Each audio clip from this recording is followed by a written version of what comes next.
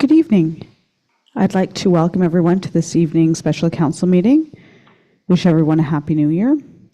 Welcome all members of council, members of staff, members of media joining us in the gallery, and those who are joining us virtually this evening. We will call this meeting to order and note the members present.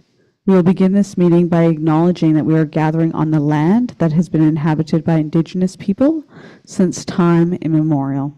We would like to recognize that we are in the Robinson Superior Treaty Territory, and the land on which we are gathered today is the traditional territory of the Anishinaabe. Specifically, we acknowledge the neighboring community of Mishkot First Nation, for whom we have great respect. We also recognize the contributions of all Indigenous people, including the Métis, in shaping and strengthening the community and the province of Ontario. Thank you, and miigwech. We will now move on to item number 2, disclosure of pecuniary interest. Hearing and seeing none, we will move on to item number 3, approval of the agenda. 3.1, approval of the agenda. Moved by Councillor Hatfield, seconded by Councillor Pato. Resolved that the agenda for the special meeting of council scheduled for Wednesday, January 8th be approved as presented. All in favor? Carried. There are no delegations or presentations this evening, nor are there announcements and giving of notice, unless council has any announcements. Seeing none, we'll move on to item number 6, new business. 6.1, presentation 2025 to 2028 draft operating budget. While we wait to get the presentation up on the screen, I'll ask Councillor Hoffman if he wants to set the mood and turn off the lights.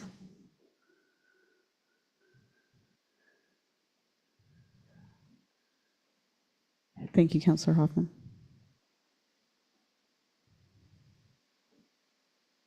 The floor is yours when you're ready, Maury. Thank you, Mayor, and thank you, Council, for joining us tonight on this special meeting to hear a presentation from staff regarding the 2025 to 2028 operating budget. Tonight, our presentation includes the operating budget and the capital budget to give Council an overall view.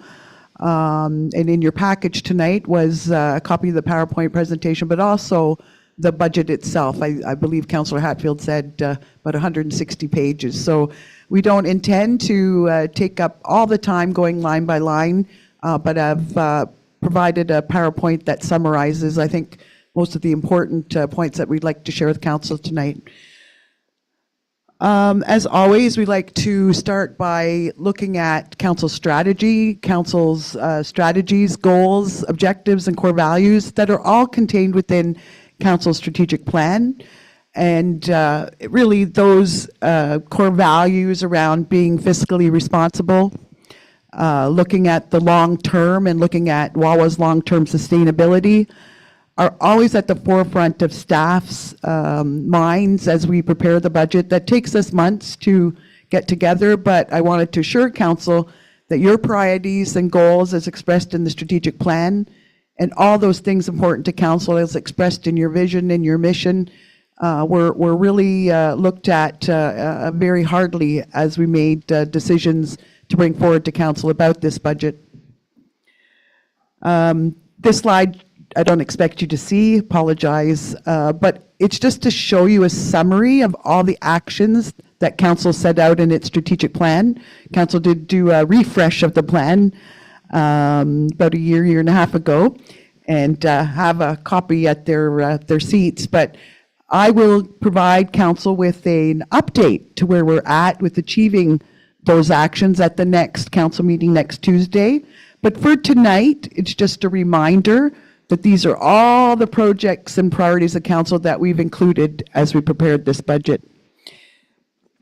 As a team, we're about achieving strategic results, and those results include the strategic plan and those things set out that remain for this Council to accomplish over the next remainder of its term, the next couple of years. And just some high-level strategic results is that A few years ago, council made a decision to support the change of our accounting software. And that process is a couple-year process that we will be in a position in 2025, around June, to launch our new accounting software. And why is this important to council? Because I think it's going to really improve and streamline our operations. It's going to make things not just easier for staff, but it's going to make it a lot more attractive and easy for your residents and taxpayers to access information. So just very quickly, this new software does allow us to set up individual taxpayer portals that individuals can enter through if they choose to, electronically, see their water bills, see maybe if there's outstanding charges, see due dates, apply for fire permits, a whole variety of municipal services will be available in the online format. And because of privacy and obviously regulations around individual information, each taxpayer will have its own portal into the software. But the software comes with a lot of bells and whistles. I won't bore you tonight. But council wanted to see operations streamlined and made easier for residents to access services, pay online, complete a number of things in a more easy fashion. So that combined with, in 2025, the municipality's been advised it has to create a new website. The website that we currently have, some of the software is going obsolete. So a new financial software combined with the new website will make it so much easier and get up to speed on using today's technology tools and some AI just to make it easier to streamline our operations. So that's a real, I think for me, an important part of where we're heading based on decisions of council of the past, and we're getting there in 2025. In 2025, we'll have the implementation of the MAT tax. And again, my gratitude to council for supporting staff recommendation that this finance tool, alternate revenue tool, was approved by council, will be implemented and begin in April 1st. So that revenue is new revenue that we didn't see in previous years that we can count on now for the long-term budget. We're budgeting about half of what we anticipate, 150,000 is new revenue in 2025. And then for the years after, 300,000. So new revenue, and it's revenue that I'm proud to say isn't being asked from our individual taxpayers. It's being asked from those people who are from out of town coming here, particularly some tourists, and they'll be paying $4 on every $100 hotel bill that goes towards the municipality to improve and make improvements to its tourism infrastructure and tourism programming. So your user pay system of the people who use those services, paying for those services, is what's at the heart of the MAT tax. So that is new revenue we haven't had in previous years. As council said out in the strategic plan, council wanted to ensure that as a team, we're doing everything we can to support the economy of Wawa. Our job is to facilitate conditions that make it attractive, whether it be for new entrepreneurs to start or new local people to start a business, but also to attract business. So there's a big emphasis in the 2025 and previous year, following year's budgets to put some money towards making sure we have the capacity, whether it be staff capacity, whether it be studies, whether it be some tools we recommend, like the community improvement plan, to offer some incentives to people to make renovations to properties along Broadway. There is an emphasis on making sure that council provides the funding necessary to make sure those tools are available to spend more efforts on the economic development of Wawa. We always, council as this council and the councils before have indicated it's really important for the municipality to support not only the Lady Dunn Health Center, but all efforts in the community to ensure that we have a full complement of physicians and medical professionals. So this budget, like previous budgets and the budgets in the long term, provide money specifically to go to recruitment efforts that are being undertaken by a committee of the LDHC that Councillor Hatfield sits on behalf of council. So there's money for that. Ensuring in our budget that staff are trained, have the skills they need, whether it be to cross-train in other departments, so it saves in the long term from council maybe having to hire contractors or fill in positions. So the budget includes some money for those kinds of skill development programs, which also in the future lead to succession planning that I know council's preparing for. So as always, you know, there's a big emphasis, as we share with council at the capital budget meeting. These budgets all have a focus on the long term, and in particular on capital and infrastructure development. So I just wanted to set the stage with council to say these are the things that were driving us to prepare this operating budget, keeping those in mind. The budget presented tonight is a multi-year budget. The multi-year budget is presented for council to see, based on the information we know today, how the budget looks over 4 years. Also provides staff the opportunity to prepare in advance. So the surprise expenditures are minimized for taxpayers and council to deal with. Gives council, as well as the team, an opportunity to see where revenues and expenditures are heading in the long term. So we might take steps today to mitigate some of those things that we might be concerned about. So this is a 25 to 28 multi-year budget. And tonight our focus is on 2025, although we have some slides that refer to how the long term looks. We are maintaining current levels of service and programs with this budget. So we're very proud, as we shared with council at the capital budget meeting. We were facing some challenges, some huge financial challenges, but we worked hard to make sure that we had a budget that maintains the status quo, so to speak. We're not recommending in this budget any cuts or eliminations of the programs and services we provide today. We're meeting our infrastructure and capital needs. There will be another update to our asset management plan. It's a continuous plan, right? That's not static and needs to be updated, but there's another legislative update in July, and that has to do with the municipality making sure it sets out all its service levels of service for all its core and non-core assets and its program and services. So there's more information that we're going to develop during the year that will help council and the team in the future make decisions about levels of service. So that's integrated within this 25 plan. And of course, from 26 and beyond, we believe there needs to be some reviews of our programs and services and our service levels, and that be done with council and the community throughout 2025 to prepare for potential changes in service levels if they are needed. As we all know, costs are not going down. So I'm going to, on that, switch over to Manuela to talk about some budget highlights. Maury, well, before Manuela gets started, I just wanted to pause for any questions. You set the stage, but perfect. Okay, Councillor Cannon. Like in our email on the agenda, it says this is a final draft. How can this be a final draft if we, this is the first time we're looking at it? Thank you, Councillor Cannon.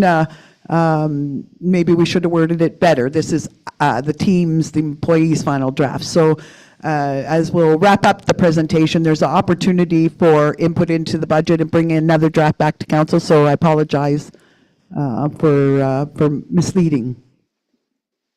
Thanks.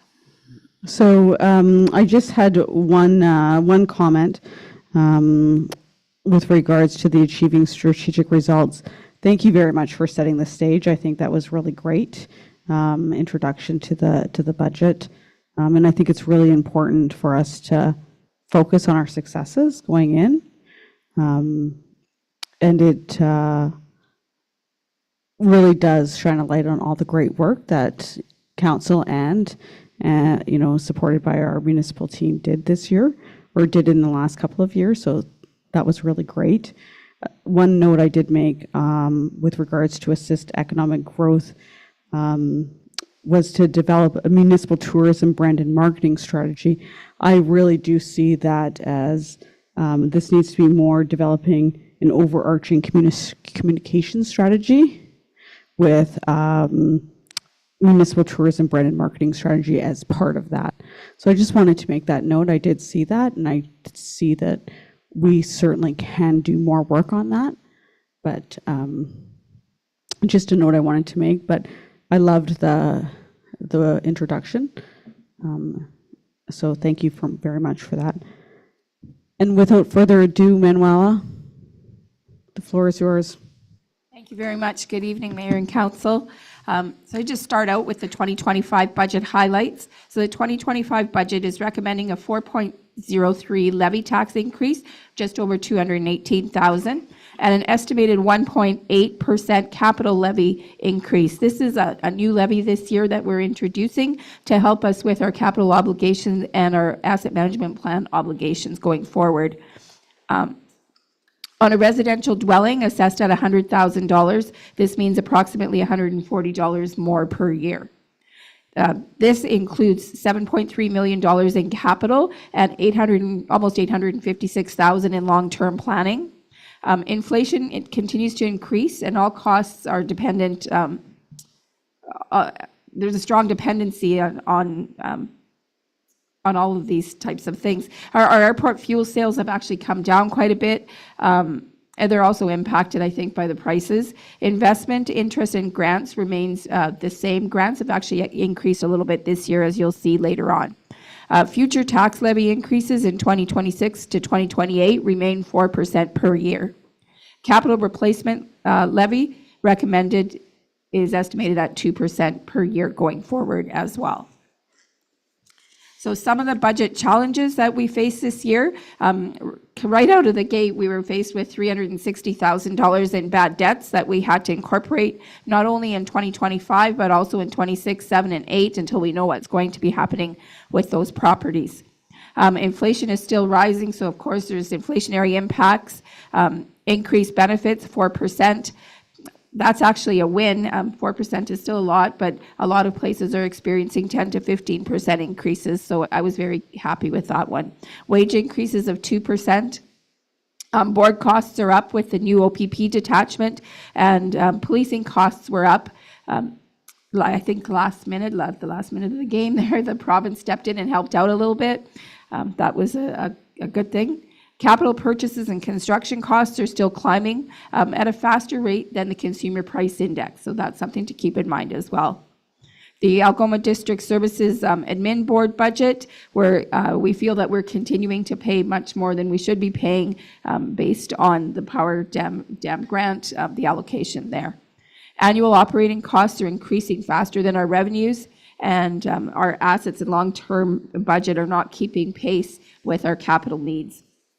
So the next couple slides we borrowed from a presentation. I'm going the wrong way here, sorry.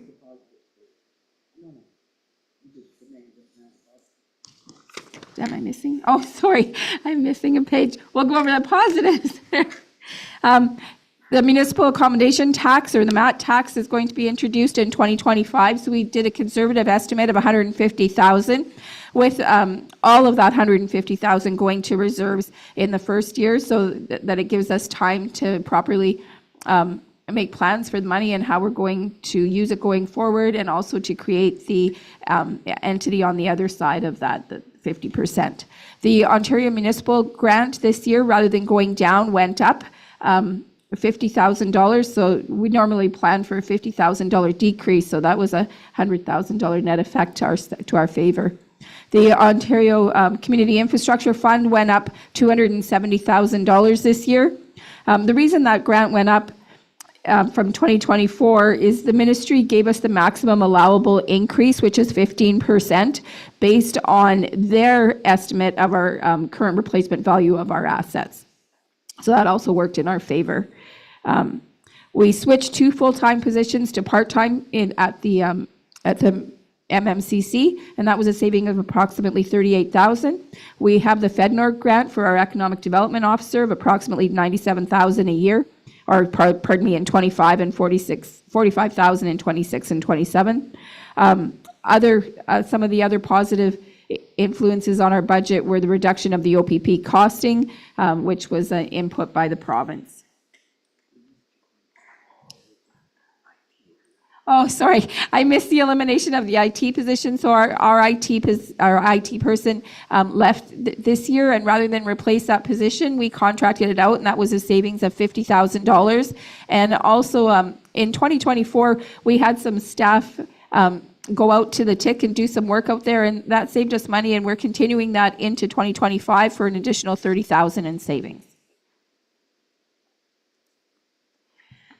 Earlier this year, the AMCTO Zone 7, KPMG did a presentation, and we pulled 3 of their slides just because it really highlights where we are compared to our peers. So this first slide is our annual levy increase, and this is from 2017 to 22. Sorry, yes, Mayor Pilon.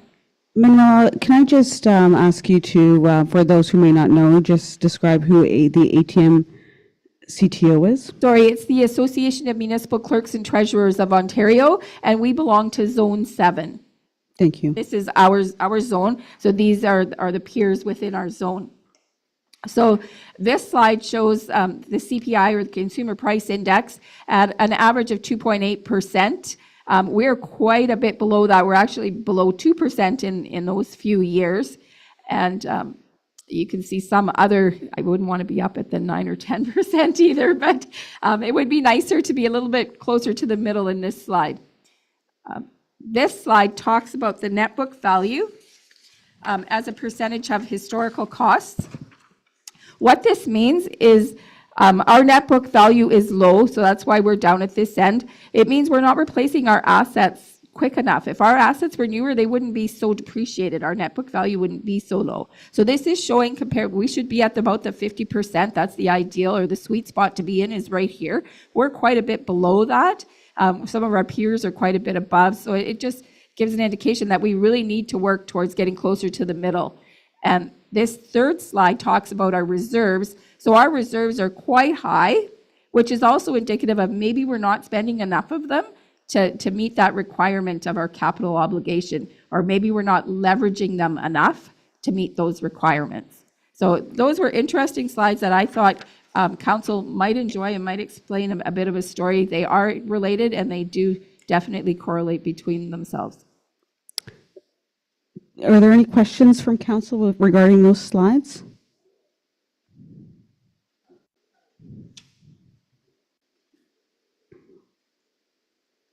Thank you. So the estimated budget impact, the levy increase of 4.03% or 4% means an average residential tax increase of 3.85%, or a monthly tax rate increase of approximately $8.89 for every $100,000 of assessed value. So if your house was assessed at $100,000, your tax bill would go up $8.89 per month. If your house was assessed at $200,000, it would be over just $17 a month. The monthly water and sewer rate impact would be 3.63 cents monthly, and the monthly capital levy 2.75. So earlier on in the presentation, we had set a number of 140. That number was only the capital levy and the municipal levy. It did not include the water and sewer. So the 183 per year includes the water and sewer as well.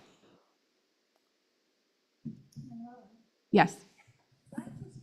Councillor Hatfield, can I ask you to put on your microphone if you want to ask a question? Thank you. I just received an impact statement. Like a lot of people, they don't go out at the same time, or I don't understand why I got this. So the municipality does not govern what MPAC does. MPAC assesses people's homes. Something may have triggered that MPAC. I would recommend that you call them or go to My Property and investigate why you received that notice. Oh, not There is not a provincial mandated notice that's going to happen in 25 that I'm aware of. everybody gets one at a different time? It has nothing to do with the municipality. Oh, okay. Yeah. Thanks. You're welcome. So this page is just really summarizing for us that we have a balanced budget again this year. It's a priority under the Municipal Act. I'm not sure if this is picking me up. We've had an increase from 2024 to 2025 of $1.6 million in both revenue and expenses for a total budget of $15,900,580.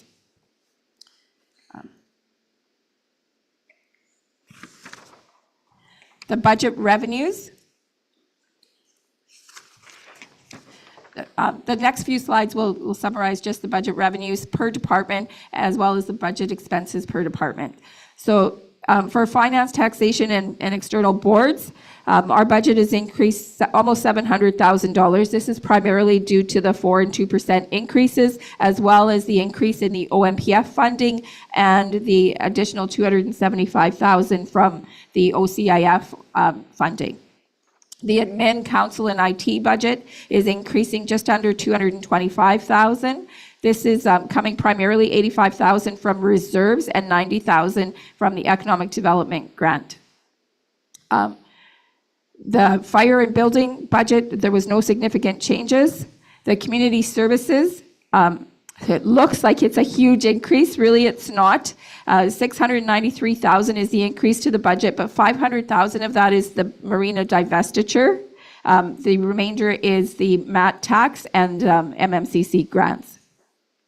Infrastructure services, there was a small decrease here. This is primarily due to the airport fuel sales. Water and sewer, there was just a regular increase, and to me, it's just an inflationary increase there. The next slide just summarizes in a pie chart how that distribution looks. So any questions before I go on to the expenditures? So our expenses by department, finance again is up almost $700,000. So $360,000 or just over 50% of that is because of the bad debt that we've had to realize. There's additional increase in external board costs, the $100,000 for the levy and $275,000 for OCIF. So although we realize that OCIF grant in the revenue, we have several years in which to use it. So what we've done historically and what I'd like to continue to do is put that money into the reserve in the year that we receive it and collect interest on it for a few years before we need to use it. Admin and council and IT, we've combined IT last year and again this year as part of admin. That budget's increased $116,000. The majority of that is for the organizational review, which was moved from the capital budget to the operating because reviews and studies are not capital in nature. They can't be set up as a capital asset, and they should be dealt with in the operating budget. Fire building planning, again, only $9,000 increase, 2%. This is just an inflationary increase. Community services and tourism, $686,000. Again, this looks like a big increase. $350,000 of that is going into reserves for the marina. The other $150,000 is to recover costs that the municipality has set out over the last several years in obtaining or coming to this divestiture agreement. And the rest of the costs are primarily, there is another $150,000 going to reserves for the MAT tax. We had said that earlier, that this year we'll just put it all into reserves with the plan to be made in '26. And the remainder of the costs are primarily inflationary. Infrastructure also is only a 1% increase, also just inflationary, as well as water and sewer. And the next chart is, again, the pie graph summarizing it. And I'm going to let Maury talk about payroll just because my throat is starting to get a little raw with my cold. Thank you. I'll continue on. Thank you. Thank you, Manuela. What happened to the slide?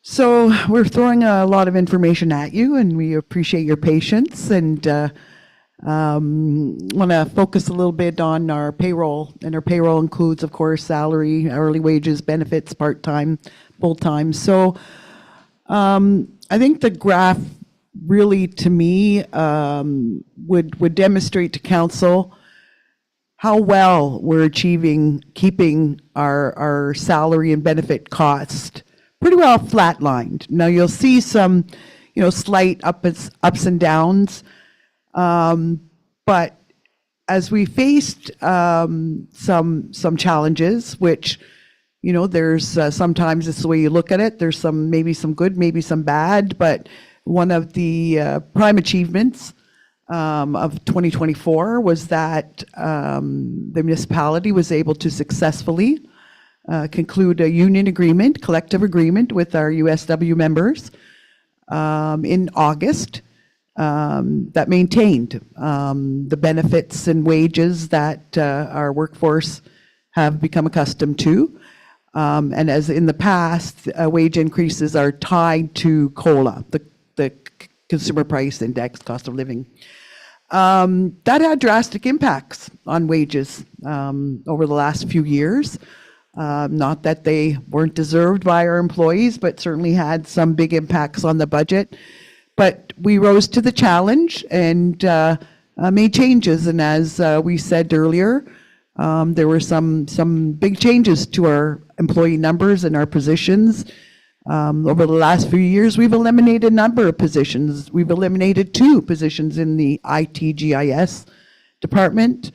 Some positions you may not be aware of. We no longer, where we used to have a website position, that's no longer here. We used to have someone permanent at a front desk. That no longer exists.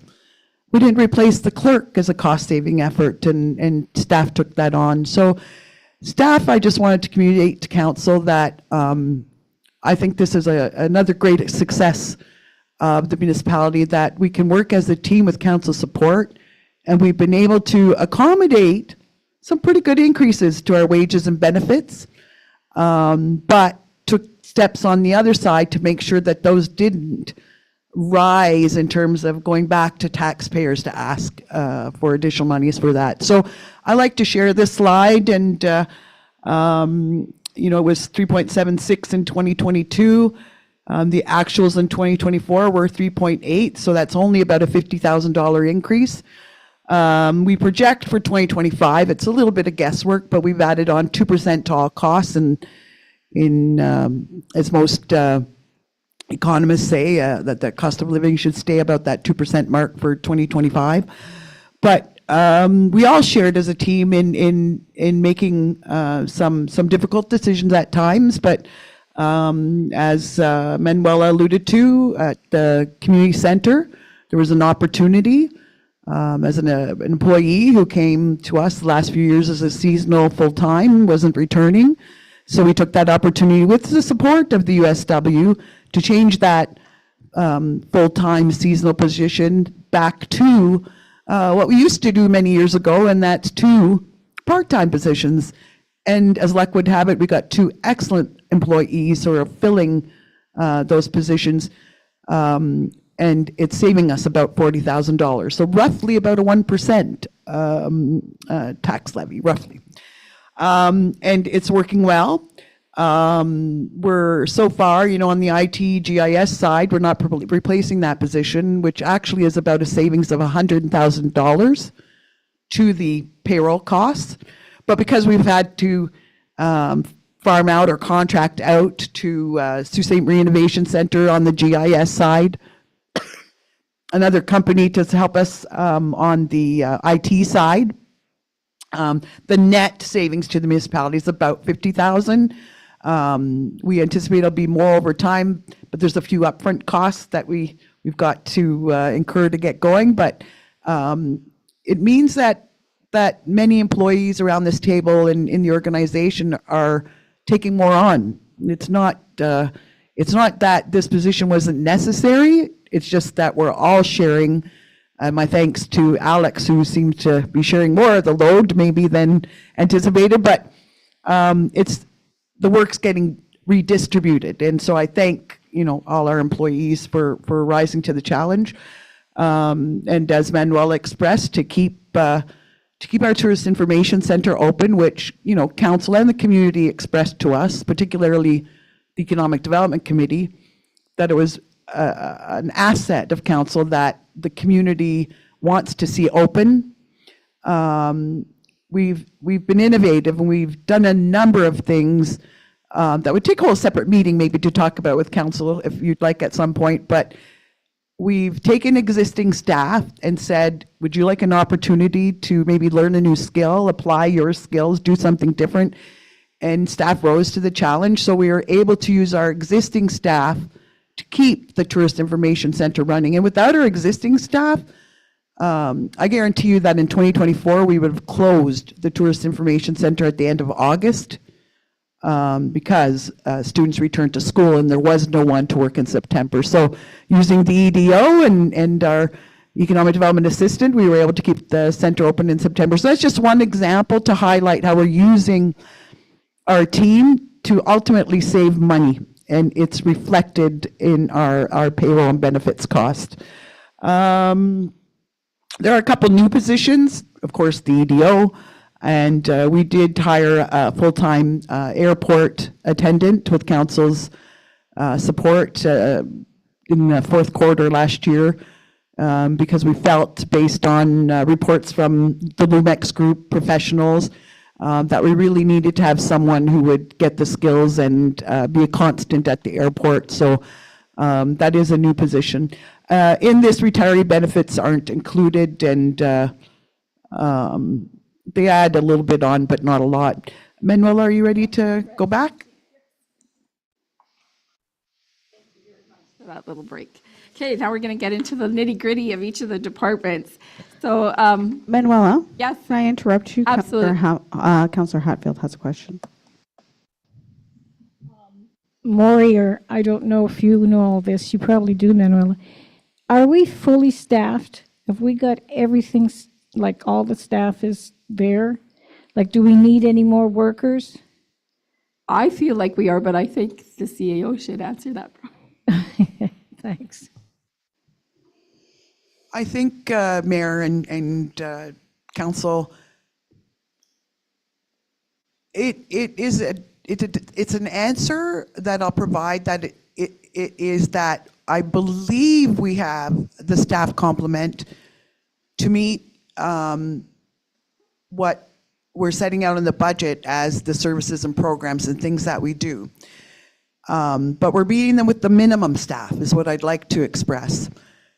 You know, as you can appreciate, as we've lost a number of employees over the years, just means that others are taking on, and sometimes it gets to a point where you're not as efficient or effective when you take too much on. So to answer you maybe without having a real handle on an answer, there's always room for more employees. But when we take employees on, it just means that we can offer more services, more programs, or offer quicker service. So because we may, not trying to center anyone out, but if I think of a building department, when you have a fire chief and a CBO and a property standards officer and one person filling all those roles, the community has to understand, and they seem accommodating, that you're not getting your building permit on the spot. You're going to have to wait 2-3 days. So it's about level of service. So I think if I could answer in that, there is an appropriate number of employees, I think, to meet the levels of service that we understand council would like. But in the future, if council would like other services or things done a little differently, for example, we've talked about putting more emphasis on property standards in this community, there may be a time we need to add to the staff complement. So I hope that answers a very difficult question, but I appreciate the question.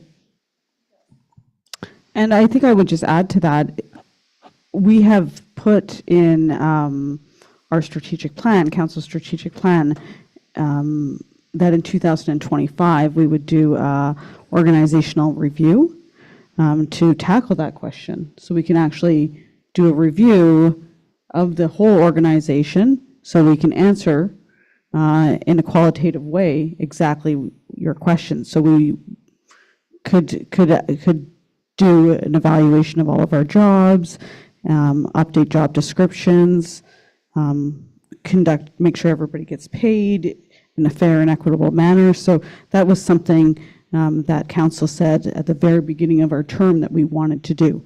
So I know it's a pretty hefty lift, and it's on our 2025 things to do list. So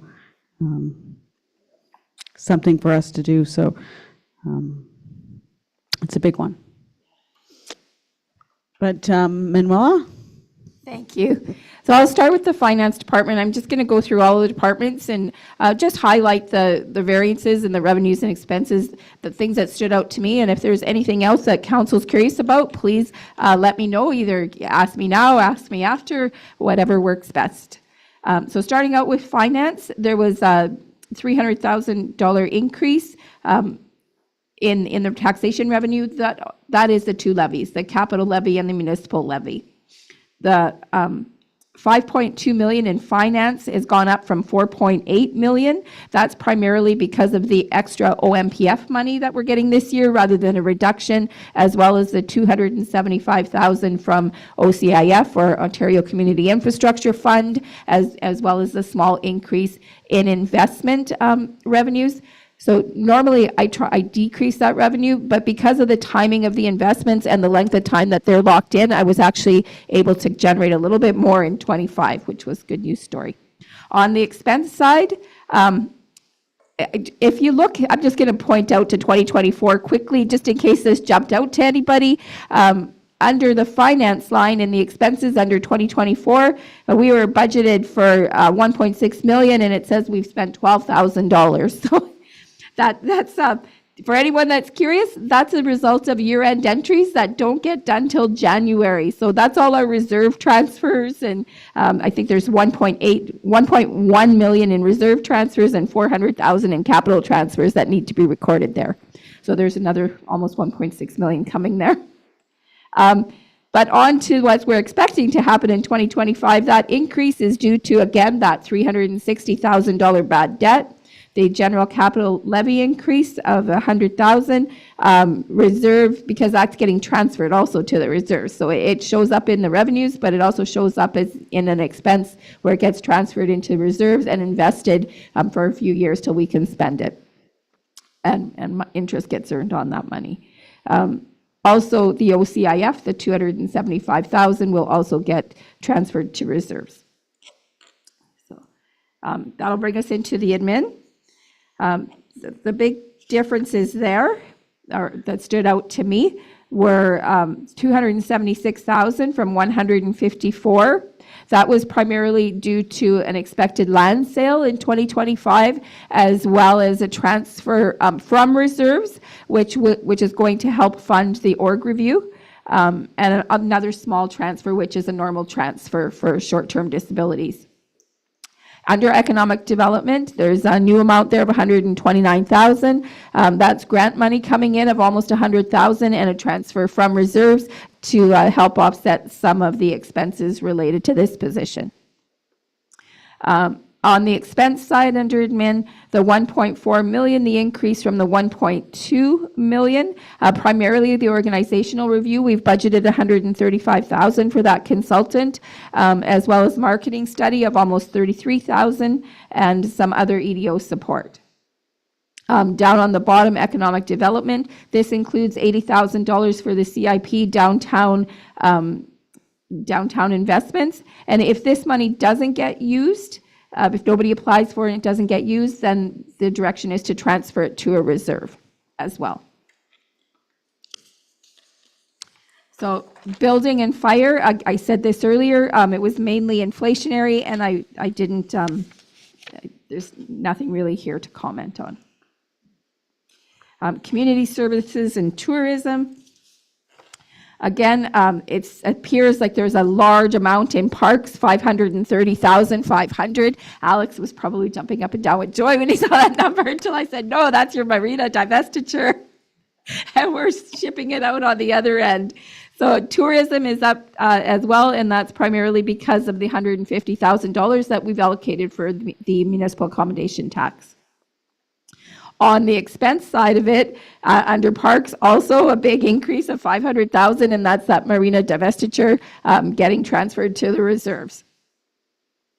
And part of it will be transferred to the reserves, the majority of it, and a portion will be used to reimburse the municipality for all of the legal expenses and other expenses related to that divestiture.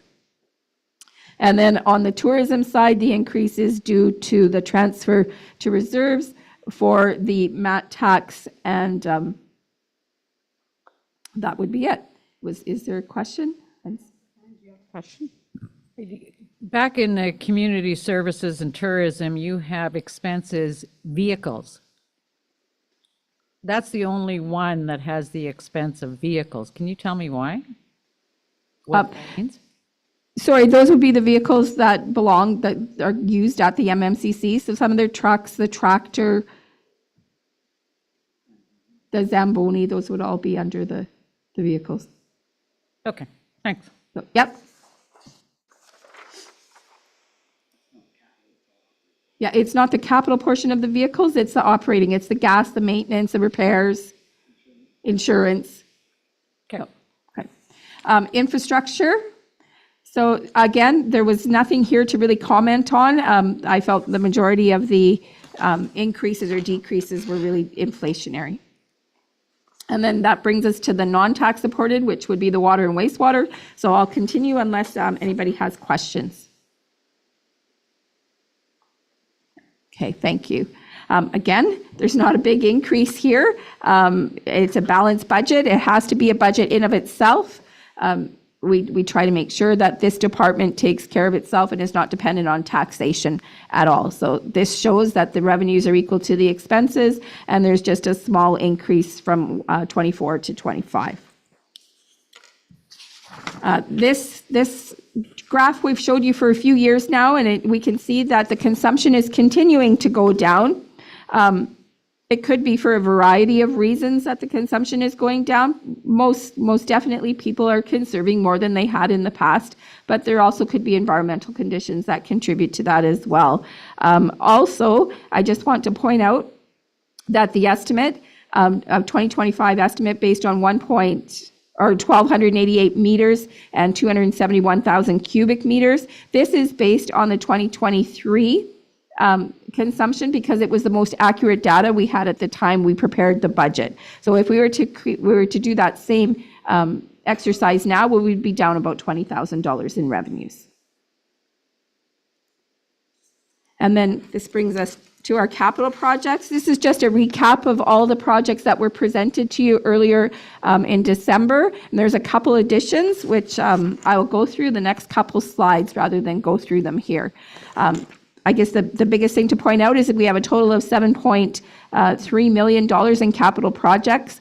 Only $272,000 is coming from taxation, 2.9, almost 3 million from reserves, 3.7 million from taxation, and the 300,000 other is primarily water fees, water and sewer fees. And then our long-term planning for 2025 is at 855,000, and the following years are close to that mark as well. So the additions to the 2025 capital budget from when it was presented to council, there is a trailer that infrastructure asked for $20,000. This is being funded $13,000 from reserves and $7,000 from user fees. So in 2024, they had asked for a water trailer, which was, I believe, $30,000 at the time. Our director of infrastructure was able to source out a trailer for $20,000 that served both the uses, the needs of the infrastructure department and the water and sewer department. So we've added it here with the recommendation to move forward. The water treatment plant, there's 2 compressors at the water treatment plant. Both are in critical need of replacement. So we're asking for $130,000 from reserves and $50,000 from water fees to replace them. So one compressor is used at a time and the other one as a backup, and it keeps our water flowing. It is being done right now as an emergency, and so I'm sure the CAO will have a report to council on that.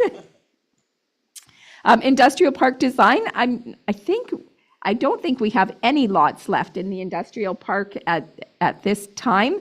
Maybe in the future we might get one back, I'm not sure.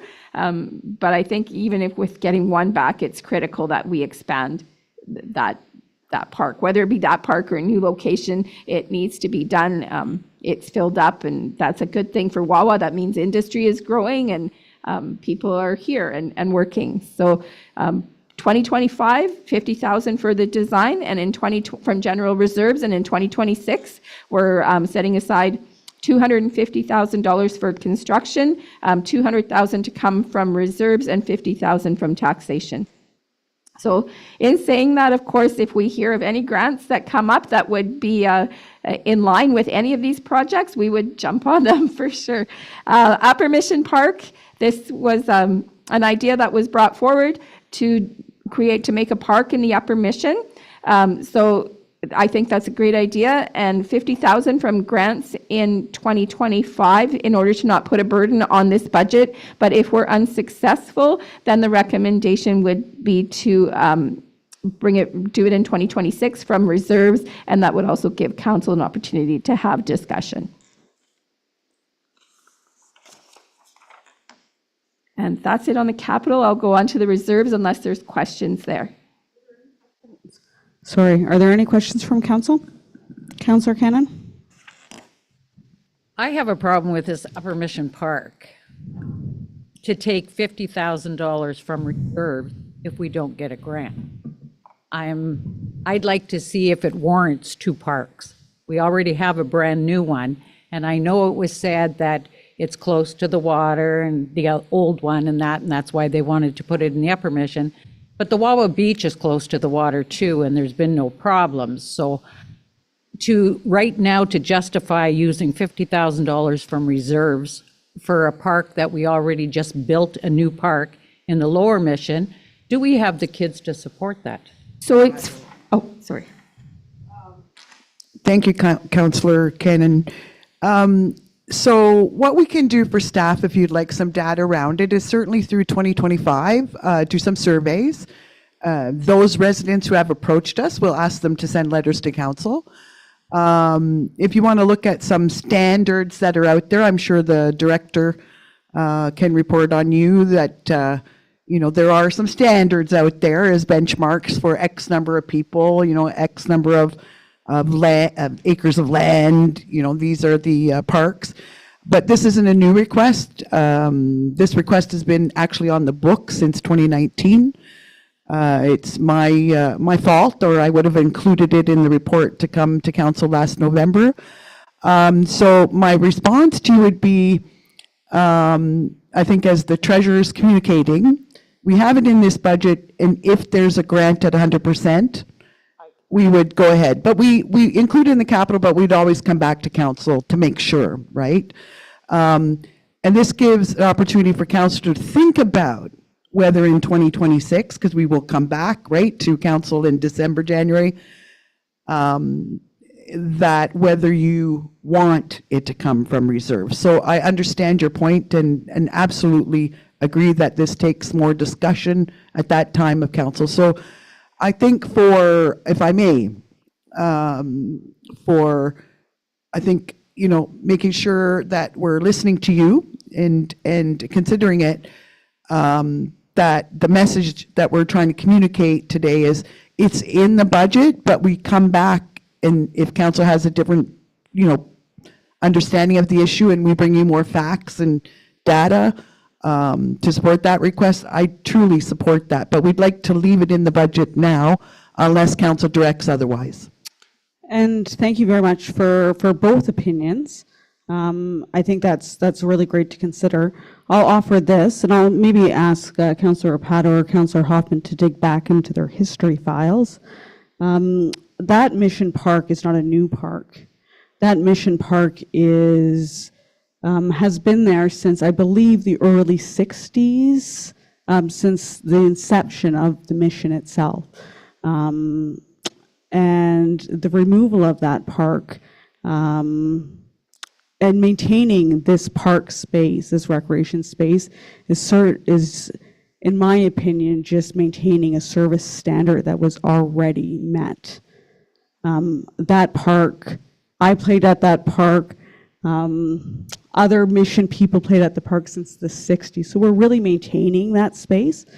I had a meeting with a number of concerned residents in the Upper Mission asking, and I understand that they are going to meet with Alex to see how they can preserve that space. And I said, meet with staff. That's really how this is the proper protocol, because they had asked to meet with both Councillor Cannon and myself, because they really wanted to meet with the two councillors in the Mission who they believed would be an advocate for that space.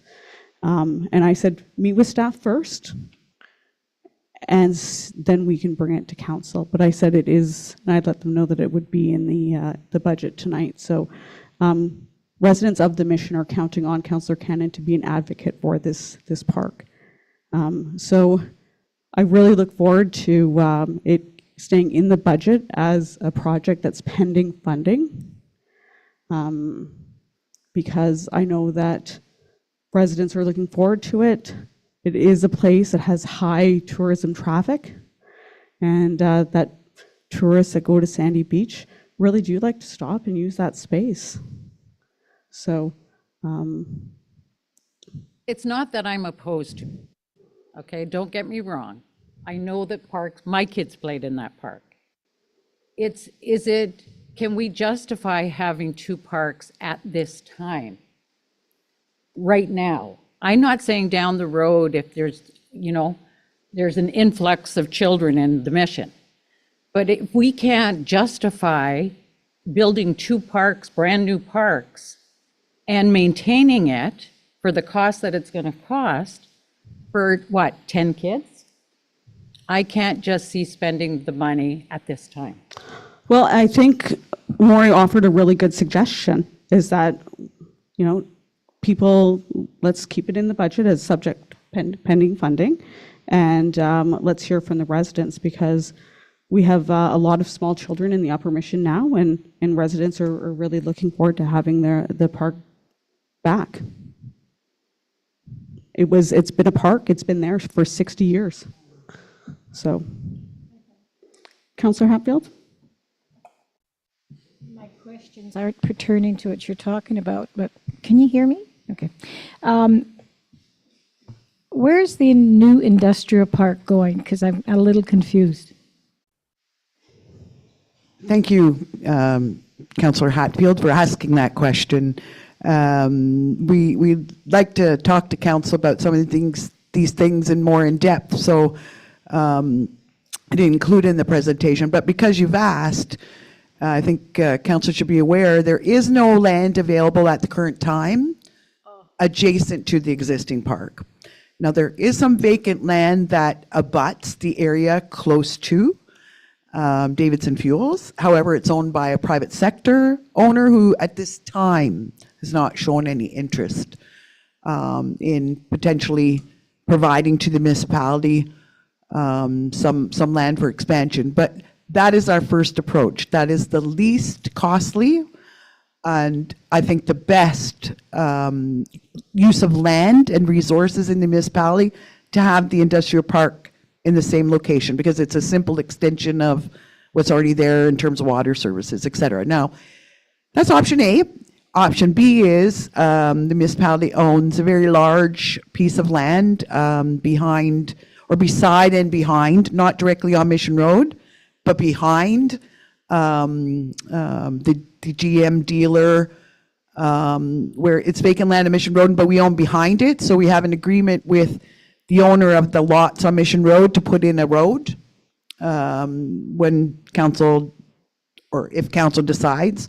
We have an agreement that we can provide an access road through the private lot to get to the area behind. So that's option 2. So there are other options, but they're limited because, as council is aware, whether it's because of our lack of servicing, we can't extend our sewer services, for example, across Highway 17 without pumping stations because of elevations and all kinds of things and the rules and regulations when you cross a provincial highway. we're limited to where we could establish an industrial park. So as part of the 50,000, we would make sure that we hire a professional, which we've done in the past, usually an engineer, and we'll give them 3-4 options, and then they'll look at them and come back to council with the recommendation of where. So there is another option I just want to point out, but again, owned by private sector, but as council where I just want to share the former Algoma Orland. So where for us old timers, the old Pruskies or the former Davidson fuel depot was, there are some properties back there. So there are some options, but thank you for the question. So, That's it. sorry, I just wanted to add on to that is council will remember we had attended a presentation from an engineering firm called SBA, and it was all on water, and they had given us a number of maps and of where we could potentially bring water mains to, and it was in and around this industrial park design. And it's something, I'm sure Maury could resend us but it had a lot of information. We had that presentation at the community center, just to jog people's memories about where we had chosen to. I'm jumping to another subject. Well, actually, I have 2 more questions if I'm allowed. Maury, the solar panels, are they getting worn out? Like, don't we have to put new solar panels up? Somebody told me that. I didn't know. The solar panels were put in when the provincial government offered what was called the FIT program. And essentially what that means is there was a huge incentive provided to people in Ontario to put in, quote, quote, green energy. So whether it was solar panels, wind energy, or solar, wind, or biomass, the cost that you would get or pay under the provincial system was maybe, just for demonstration purposes, about 7 cents is what you made or were paid. But they offered an incentive. So during that period, we're offered about 20 cents because the province was trying to provide incentives to get our, quote, quote, green economy going. Now, having said that, we took up that offer because it was very attractive from a financing perspective. Over time, because they have a lifespan of 20 years. So these solar panels on average are about 20 years. And so the FIT program is a 20-year contract we have with the province. Now, I'm going to have to look at Alex because my memory is going to fade me. They do need some maintenance right now, Alex and his team. We've had a few, whether it's some internet problems or maybe a little components broken, but overall, they're not ready to be replaced. But my point is at the end of 20 years, they are no good. Now, that might be 19 years, 21 years. They're not reusable. They will see their end of life. So I'm going to look to Alex. I think that 20 years ends 2030? I forget. 2030. So it's 2025. We have about 5 years left on the life expectancy and agreement with Microfit because we will have to come back to council, 4 years from now. Without an incentive, there has to be an evaluation what the costs are based on the cost of installing versus what you're getting, because now you're not getting that incentivized price per kilowatt. So to answer you, sure, they're showing some wear and tear, and Alex again is stepping up and helping us to get in a contractor who's going to go look at all the solar panels. Because there's some little things breaking here and there, but they're still good overall, and so we expect them to last 5 more years. My last question. Maury, when you're looking at the budget, like on my side, I go through the big one line by line. It would take forever to do that with council and like with everybody. But can we go to the person that does that and talk to them about our questions? It's Manuela? Okay. Because there are some questions I don't understand some of it. And I thought, okay, so Manuela will explain to me what that means? Absolutely. We invite you and council and anyone from the community to bring their questions forward. What I recommend, it's not black and white to mayor and council, but if you have general questions, inquiry where you're curious, what does this mean? Yeah. Please go to Manuel. If it's something specific to Rena, feel free to go to the director, Well- or any of us. Yeah. Now, the difficulty I have in responding is I want to try to be very clear for you. If it's going to be questions about, I think you should change it, or I think you should do this, or you want to have a broader discussion about recommending changes, right? Either something you don't like or something you want more money put to, that kind of No, I don't. question is and should come to a future council meeting, which we are open to have another budget meeting with the council anytime. But to answer, I hope that's Yeah. trying to show you, you Yep. could go to any staff at any time to Okay. ask for help interpreting the budget. But if I may, just one last add-on. We share that with council and the community. This all gets uploaded to our website and we share it for comment. I don't want to jump to a slide to come, but there's other ways to make sure the community has opportunity to ask questions too. We'll talk about it in a minute, but in the training and education that I've received about efficient, effective municipal operations, it isn't recommended that council go line by line. Council really shouldn't use their time. Yeah. If you choose to, great. No judgment. I'm just trying to give you a general idea that Yeah. it really isn't council's job to go line by line, to go down to the nitty gritty and say X amount on supplies or X amount on, those kinds of things. I think in the format we have here, and if it's not clear in what we've sent you, I apologize, we can send you. It's more looking at the totals by, if I could say division, by vehicles, by programs, but by sections. That's where I think, council's best to spend their energy. But that, please, in no way, mayor and council, am I trying to communicate that we don't love and appreciate that you come to the treasurer, whoever you choose, to ask questions and learn. We're very open to that. Thank you. Yeah, I just think there are some, I'm not talking about too many lines, but the ones that I understand, I don't understand, how come that? How come? And it, people ask me and they say, I don't know. But there is a few things, not many, that I'd like to just get clarified on. And it probably will take Manuela 2 seconds to do it. Thank you. Councillor Hoffman. The solar panels, are we making any money on them? Thank you, Councillor Hoffman. We are making money with the solar panels. I can produce a report for you. It's not millions of dollars, but it's thousands of dollars. It is a function, right, in a year, though, of sun, how much cloudy days, that's kind of things. In the winter, we produce nothing. So we get reports, monthly reports, zero, right, kilowatts produced normally in the winter time.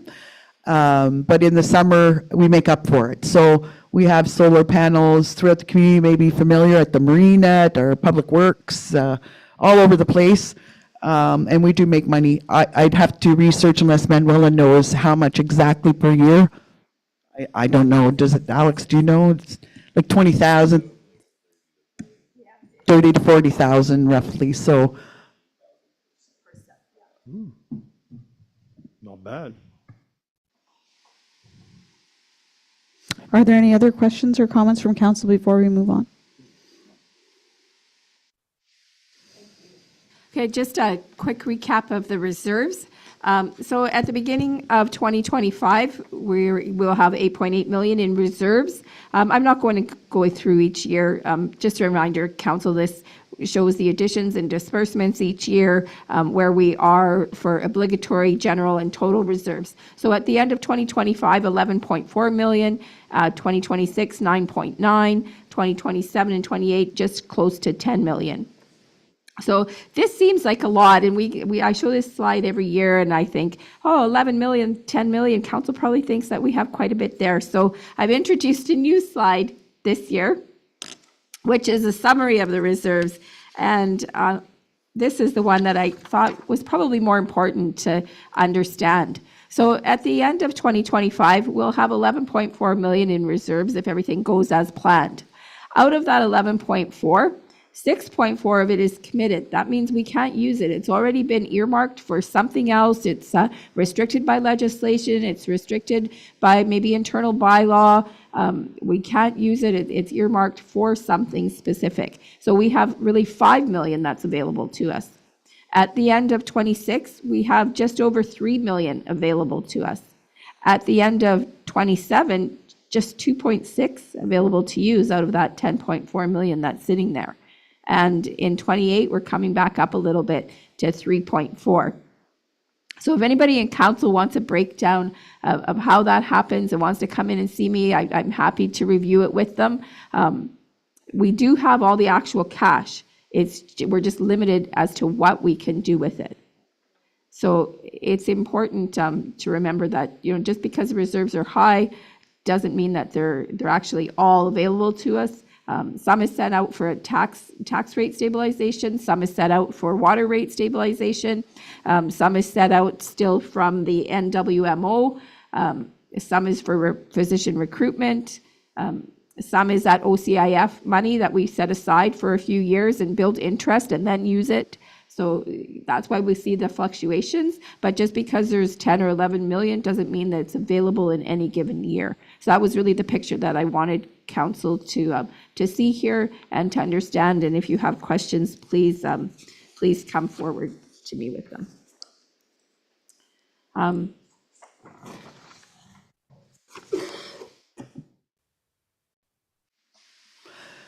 So thank you for your patience so far, Mayor and Council.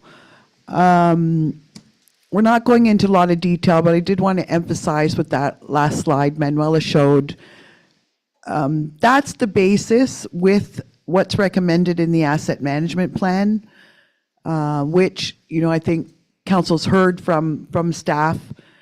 We're not prepared to replace our infrastructure and capital equipment for the long term based on what it's going to cost. We need to save more money.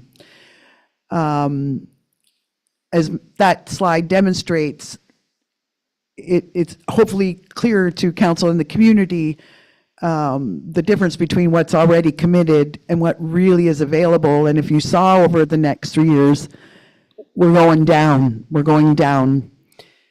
Part of this operating budget is relying on not doing the capital we had originally wanted as a team, not saving as much for future spending and future projects, because we couldn't. We couldn't come to council with the request for a double tax levy. We knew that council would say no, number one, and number two, that wouldn't be maybe palatable by our taxpayers. And we're all taxpayers around the residents, so we didn't like it. So we knew if we didn't like it, no one would like it. But, I make some humor in a situation that for the long term, to council's, discussions over the years, we are taking steps today to make sure that we're prepared for the future. And I think that slide drives home for me, and I hope for council, this recommendation that we can talk about again at a future meeting for the first time capital levy request of about 1.8% of our levy, which would give us an additional $100,000 in the budget for 2025. Now, this capital levy will be shown on people's tax bills in a separate line. Taxpayers will be very clear. This is your property taxes, this is your education taxes, and here is the special capital levy. So it's separated out. And that capital levy, I think, remind me, Manuel, it was about $32 a year for each residential taxpayer with the 100 assessment. Now, remember, the 100 assessment is actually the average residential assessment in the community, because one of the challenges we face is the province is not updating the assessed values of properties. They've delayed again reassessing what properties are worth in today's market. So we're still at the 2016 market. So $100,000 is actually the median value of a residential home in Wawa. So half or more and half or less. So I just wanted to paint that picture that there's things to think about, and that levy of $100,000 isn't a lot when you look at $100,000 today may only pay for a new truck, may only pay for half a bulldozer, might only pay for the organizational review, not that the funds would be used for non-capital. It's strictly under regulation, has to be used for capital. And this is not new to Wawa. This is being done throughout the province, and the majority of municipalities have a capital levy and have implemented that years ago.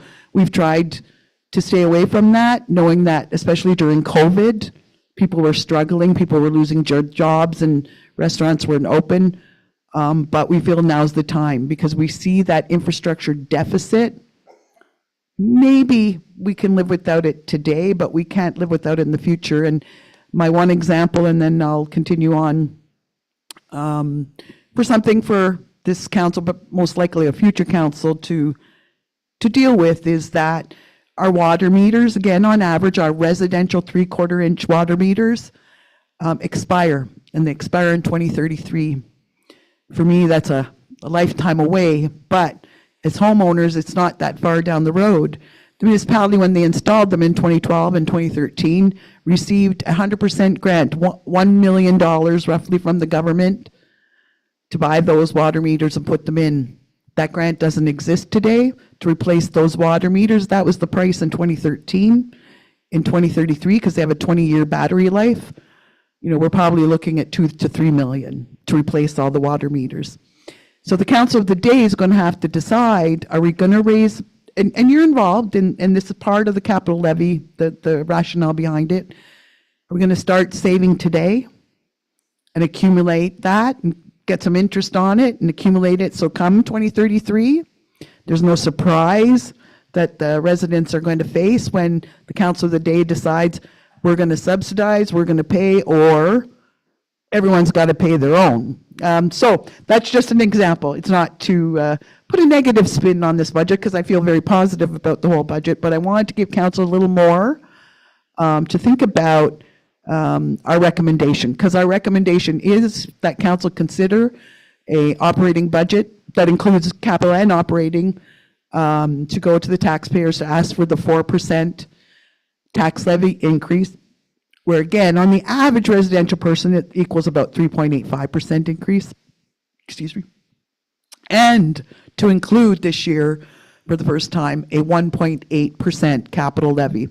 Now that capital levy is complicated, gets divided by everybody's assessed value and based on your tax rates. Long story short, I don't have the slide in front of me, was it $3.95 a month per person? $2.95 per person on the average taxpayer. So I hope council will consider our recommendation. And to wrap up, as we like to do and should do always for council, this is our recommendation, but council has before it many, many options of many things to think about. So some of your options, if you want to consider them, are to reduce that levy, or maybe council doesn't want to move forward with the capital levy.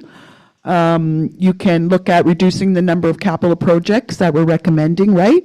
As a way of not doing them today. We can send them to the future, and therefore we can reduce that levy. That's one way of reducing expenses, so we don't have to ask council and our community for that 4%. So council can go through the capital projects. We can go through our programs and services as soon as council would like. We can look at reviewing, reducing, eliminating some of our programs and services, but certainly would require council's input and council's direction and decision making. We can use, I am not happy to ever think about this. However, in fairness to council, you should be aware, Manuel has touched on it, we've had reserves because we've planned for emergencies over time. So we have two particular reserves, I believe. One is called a rate stabilization fund for general taxes, and there's we've started up a water stabilization fund. Those funds are not earmarked, they're not in the committed column. They're available to council at any time in a year, and let's just use this year as the scenario.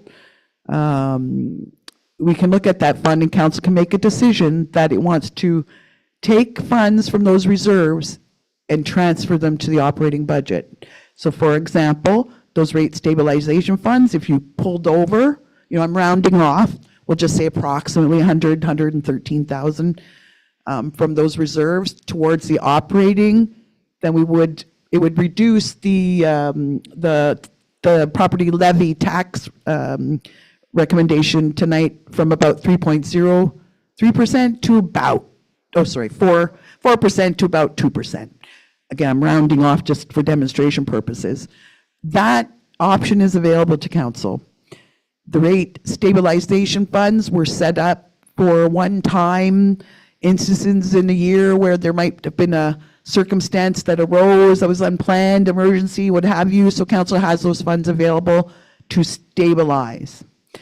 As a staff, we don't feel that 2025 fits what those stabilization funds were intending, because it's not a one-time expenditure we're coming to council with. This budget that we're presenting is pretty well the same budget for 25 as it is 26, 27, 28. But that is an option for council. There are some small things we can do. Council can go through the budget and staff, or direct staff to go through, and we can look at, is there ways to decrease that, what they call discretionary spending? Can we decrease travel? Council want to look at the library levy a little more closer. Maybe we eliminate summer programs, we reduce TIC operating hours. Those are just examples. There's many of them.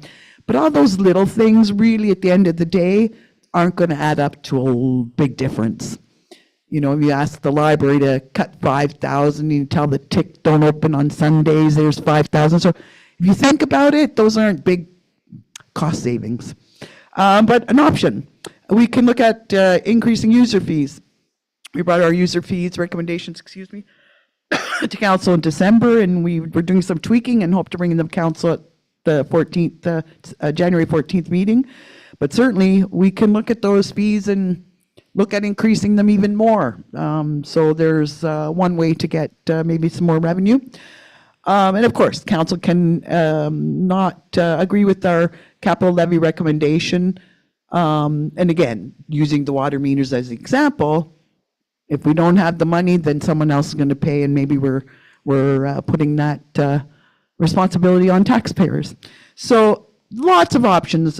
I could have wrote slides and slides, but I'm sure council has its own options. So to wrap up, without further ado, what's next? So we want and invite council, as always, and Manuela should be saying this, but I'll continue on, that she's available to you anytime. Send an email, phone her, day or night, right, Manuela? Anytime, weekends. We're more than happy, all of the team around the table, to take any questions.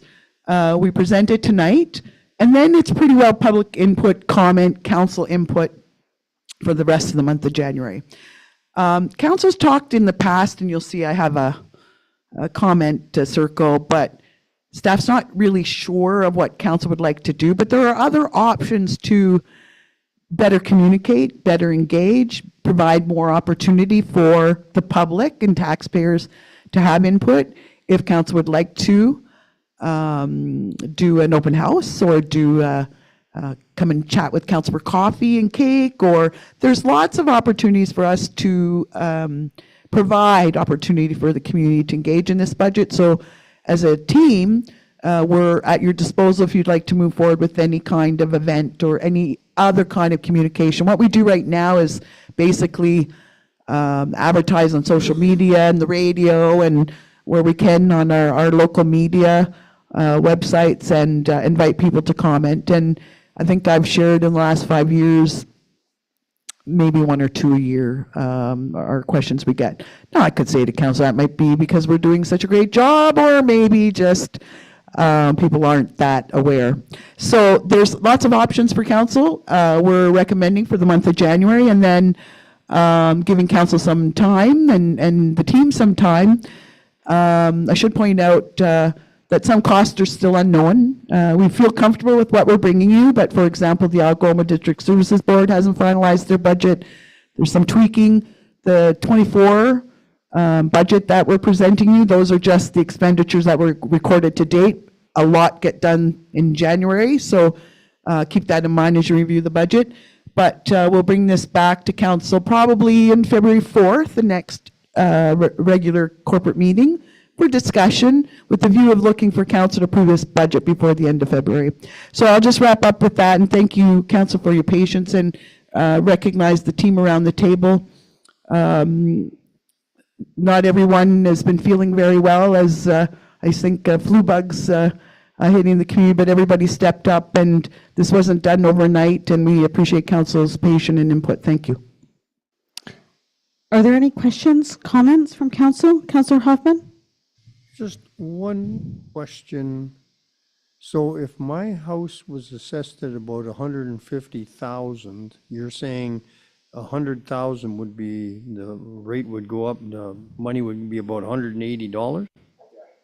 So if mine was assessed at 150,000, I'd be going up to about $260 a year. Per year. Okay. Councillor Cannon? I just have a comment about your, like maybe trying an open house. I think that's a great idea, maybe instead of just asking for input over the internet or people, maybe face to face, maybe we might get some more people actually interested in where the money's going and where, how it's being spent, and maybe they have some ideas. I am all for doing an open house with, and seeing what we get, trying it at least once. I mean, if we don't get anybody, then lots of cake for me. But I'm willing to try it, and it is a good budget. Like, hats off to all the staff, you and your staff, because it is a very good budget. And in these hard times, it's really hard to know when to spend some money, and we are going to have to spend some money. And taxes do have to go up. Like, I'm hoping that everybody understands that we can't keep going when all the expenses are going up, but the revenue is going down. We can't make it match, like you can't. So something has to give, but it is a good budget. Thank you for that. Councillor Hatfield, do you have any comments, questions? Just a comment. As much as I understand, and I'm not shy to say some of it is a little hard. The way you presented it was really good, though. I understood about 90%. And going to staff, I don't like to go to staff because I feel like I'm telling them what to do, and I don't want their job. I just want them to be happy at their job. But sometimes you run into them, you say, how come you guys do that? And we just ask because we don't understand. And that's something I really hope we convey to the workers. Good God, I don't want their job. I don't even want to do what they're doing. I just want to understand it. Councillor Opato, do you have any questions, comments? Well, I definitely echo everybody's sentiments. It was a great budget. I think it's such a hard job. We recognize that the community is struggling. Everybody's struggling. We're certainly having to make, our dollar stretch in this economy. And unfortunately, it's going to get worse before it gets better. But I think that the budget that was presented this evening was very respectful and took that into consideration. That said, we do have to meet expectations of the community, that the community does want to see the current service standard being maintained, and that was achieved tonight. So we do have some hard decisions to make. Can we keep the TIC open? Can we extend hours at the arena? Those kinds of questions are going to be answered after this budget is done. But, so I think focusing on maintaining our service standard, our previous service standard is paramount, as opposed to extending it and increasing it. But I think that goal was certainly achieved. I really like the innovative, and I'm aligned with the choice of the capital levy. I am also in agreement of having a council open house.